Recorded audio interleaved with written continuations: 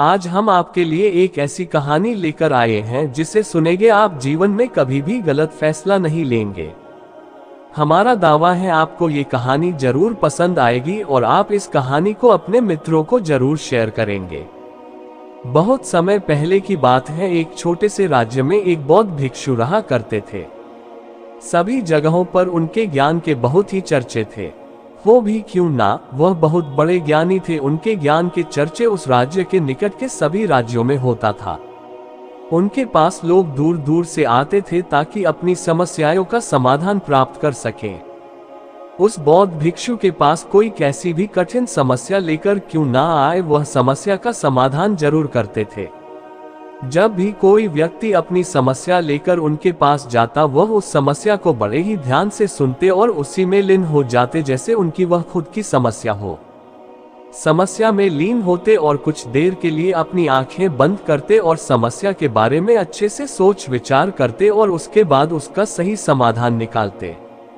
ऐसे में कई लोग उनके बारे में ये सोचते थे कि उनके पास कोई चमत्कारिक शक्तियां हैं। है तो कोई कहता दिव्य दृष्टि है जिससे वह समाधान पूछते हैं और उसके बाद हमें बताते हैं। एक बार एक व्यक्ति ने उनसे ये पूछ ही लिया, क्या आपके पास कोई अद्भुत शक्तियां हैं या कोई दिव्य दृष्टि जिससे आप हमारी किसी भी समस्या का समाधान देख पाते हैं या फिर पूछकर बताते हैं। उस व्यक्ति की बात सुनकर वह बौद्ध भिक्षु जोर जोर से हंसने लगे। उसने उस व्यक्ति की बात का कोई जवाब नहीं दिया। जिस राज्य में ये बौद्ध भिक्षु रहते थे, उस राज्य में अजीब सी एक घटना घटी।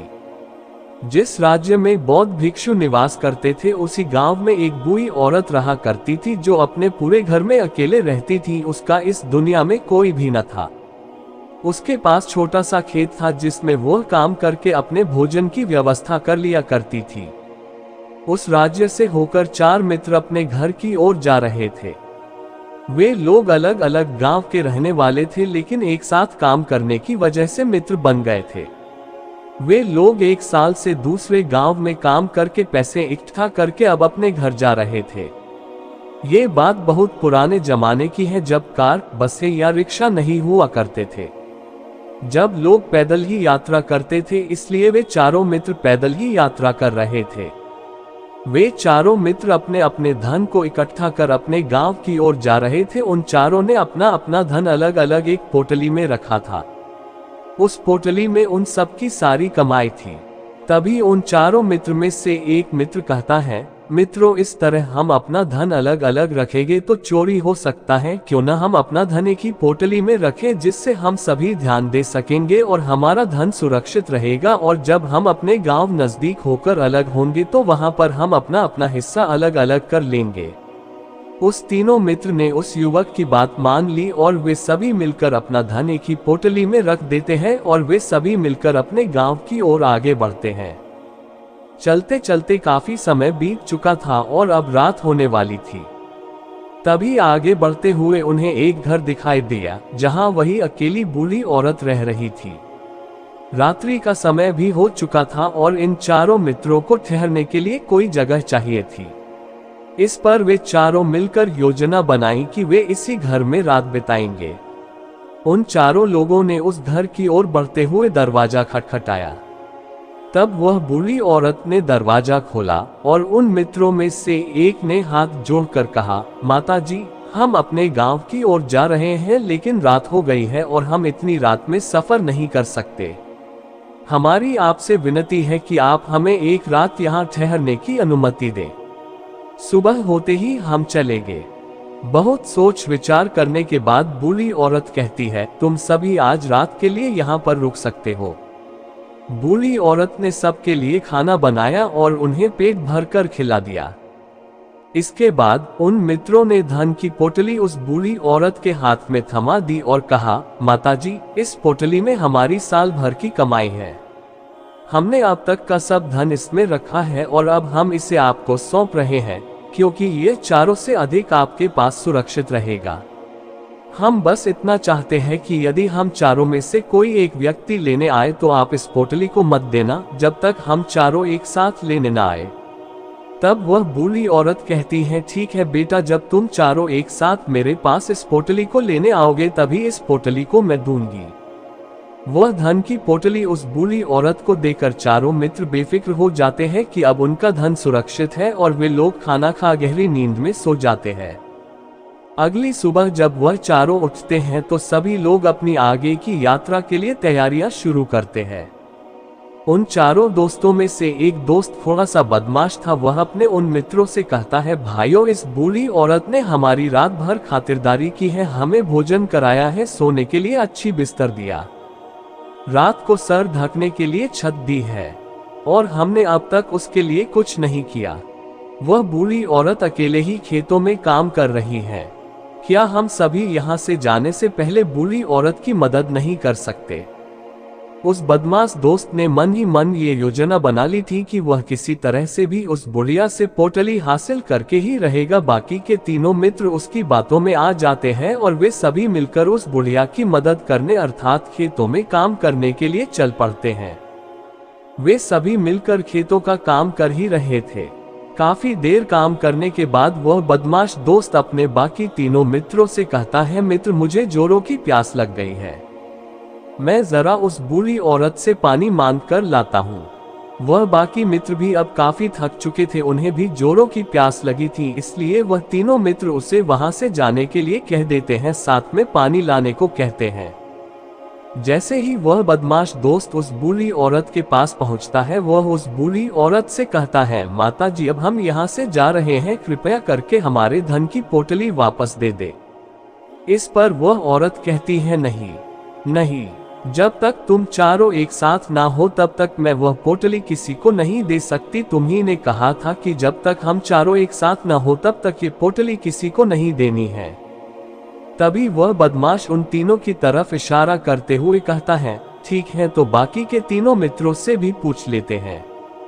बदमाश मित्र का इशारा जब उन तीनों मित्रों ने देखा तो उन तीनों से सोचा कि हमारा मित्र हमारे लिए पानी लाना चाहता है, इसलिए वह हमसे आज्ञा मांग रहा है। तभी उन तीनों मित्रों ने इशारे में कहा, ठीक है, ले आओ ये देख। उस बुढ़िया को ये लगने लगा कि अब चारों यहाँ से जा रहे हैं और यह अपनी पोटली मांग रहे हैं, इसलिए बुढ़िया ने पोटली लाकर उस बदमाश दोस्त के हाथ में रख दी।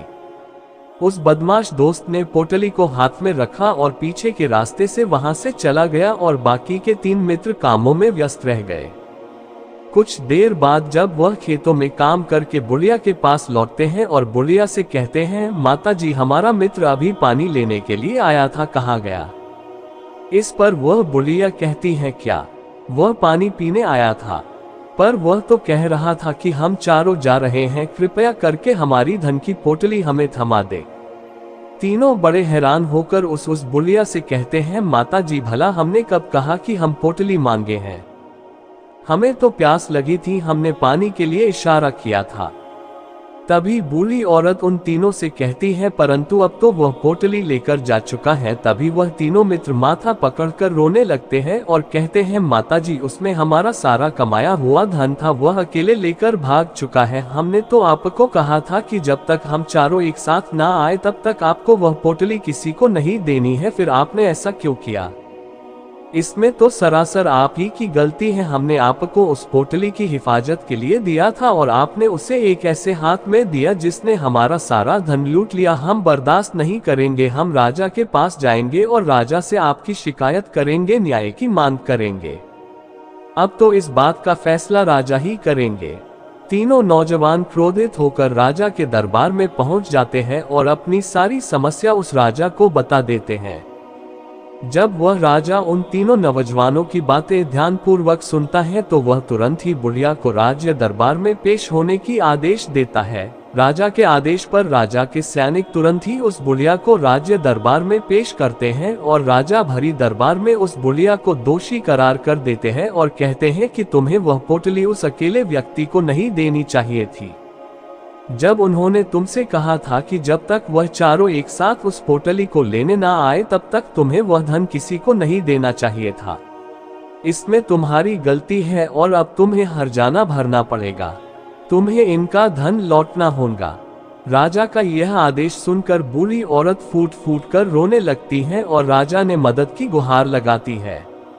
और कहती है, हे राजन, मैं तो एक बुरी औरत हूँ और मेरे पास इतना धन नहीं है और न ही मेरे घर में कोई ऐसा नहीं है जो धन कमाता हो। मेरे पास इतना धन नहीं है कि मैं लौटा सकूं। मैं तो अकेली हूँ, बेसहारा हूँ, कृपया करके मुझ पर रहम करे। लेकिन राजा उस औरत की एक नहीं सुनता और वह औरत रोते हुए अपने घर की ओर जा रही थी।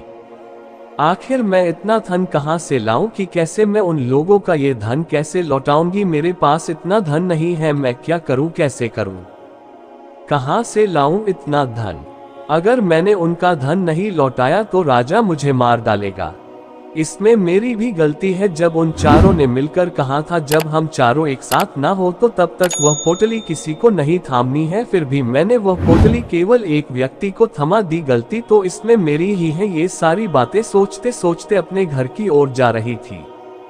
तभी उस बुढ़िया औरत को वही बौद्ध भिक्षु मिले जो बड़ी ही आसानी से किसी भी समस्या का समाधान करते थे।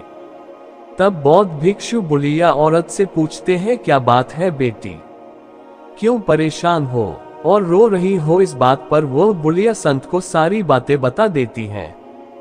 उसके बाद कहती हैं, हे महाराज, इसमें गलती तो मेरी ही है। उन्होंने ने तो कहा ही था कि जब तक हम चारों एक साथ ना आए तब तक पोटली किसी एक को मत देना। लेकिन मेरी बुद्धि भ्रष्ट हो गई थी, जो मैंने पूरा धन किसी एक व्यक्ति को दे दिया और वह उनका सारा धन लेकर चला गया। लेकिन अब मुझे समझ नहीं आ रहा है कि मैं इतना धन कहाँ से लाऊं और कैसे जुटाऊं। राजा ने अब तो आदेश भी दे दिया है कि मुझे धन लौटना पड़ेगा। अब मैं इसी संकट में हूँ, इतना सारा धन कहाँ से लाऊं? वह भिक्षु उस बुरी औरत से कहते हैं, तुम रो मत, मैं कोई न कोई रास्ता निकालता हूँ। इतना कहकर वह संत वहीं पर बैठ जाते हैं और कुछ देर के लिए आंखें बंद करके सोचते हैं और मौन रहकर समस्या का समाधान निकालते हैं। बहुत सोचने के बाद वे आंखें खोलते हैं और कहते हैं, बेटी, राजा का फैसला गलत है। तुमने जो किया उसमें तुम्हारी कोई गलती नहीं है। ये सुनकर बुढ़िया एकदम चुप सी हो गई और सोचने लगी, आखिर राजा का फैसला कैसे गलत हो सकता है? वह तो सबका न्याय करते हैं, तो मेरे साथ गलत कैसे कर सकते हैं? उस संत और बुढ़िया की बात आसपास खड़े सभी लोग सुन रहे थे। वे लोग भी अचरज में थे कि राजा का फैसला कैसे गलत हो सकता है। उनकी बातें सुन रहे वहां खड़े लोग बोले, राजा कैसे गलत हो सकते हैं? इस बुढ़िया ने ही गलती की है, चारों का धन एक को ही दे दिया। ऐसे में इस बुढ़िया को उनका धन तो लौटना ही चाहिए। तभी वह संत उस बूढ़ी औरत से कहते हैं, जाओ और राज दरबार में कह दो आपका फैसला गलत है। पहले तो बुढ़िया इतनी हिम्मत ही नहीं जुटा पा रही थी कि वह भरे राज्य दरबार में जाकर यह कह सके कि आपका फैसला गलत है। संत के फिर कहने पर वह राज्य दरबार लौटी और डरते डरते बोली, हे राजन, आपका फैसला गलत है। इतना कहकर वह राजा को सारी बात सच सच बता दी। उस बुढ़िया की बात सुनकर राजा बहुत क्रोधित हुआ और उस बुढ़िया से कहा, कौन है वह संत जिसने मेरे फैसले को गलत बताया है? क्या उन्हें लगता मैंने सही निर्णय नहीं लिया है? मैं प्रतिदिन कई निर्णय लेता हूँ, लेकिन आज तक किसी ने नहीं कहा कि मेरा फैसला गलत है।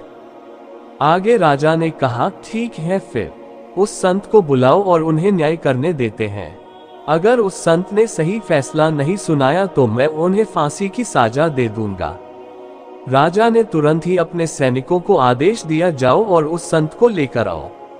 ये बात सारे नगर में फैल गई है। सभी यह जानने को उत्सुक थे कि आखिर वह संत कौन है जिसने राजा को कहा है कि उनका फैसला गलत है और अब वे खुद इसका न्याय करने आ रहे हैं।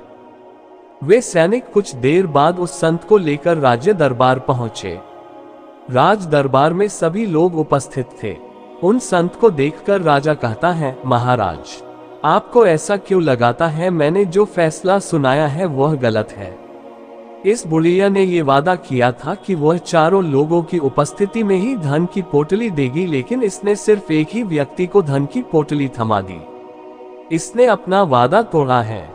इसे एक व्यक्ति को धन नहीं देना चाहिए था।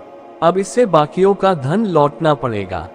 वह उनका सारा धन लेकर भाग गया तो इसमें इसकी गलती हुई ना। अब इस बूढ़ी औरत को ही बाकियों का धन लौटना पड़ेगा।